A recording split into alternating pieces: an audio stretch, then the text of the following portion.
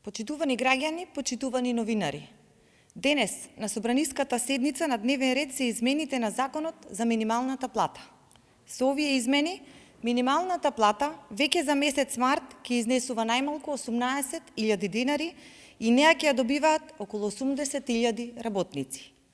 Тоа е двојно повеќе отколку пред 5 години, кога таа изнесуваше 9.000 динари. Со новото зголемување на минималната плата, го вреднуваме трудот на работниците и го унапредуваме нивниот животен стандард.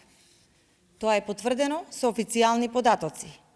Ако пред 7 години беа потребни 4 минимални плати за полнење на синдикалната кошничка, сега со новото зголемување синдикалната кошничка се полни со 2 минимални плати.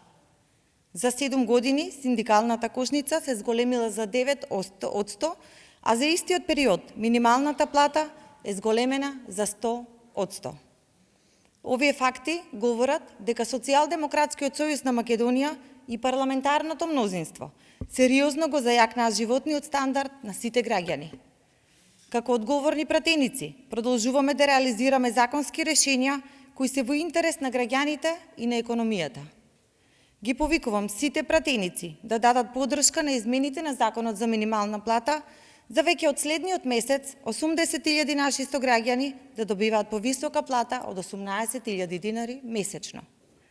Истовремено ги повикуваме пратениците од ВМРО ДПМНЕ да се откажат од блокадите на Законот за наставници, со што 4.700 наставници и стручни соработници во основно и средно образование ќе обезбедат трајни вработувања, а со тоа и повисоки плати.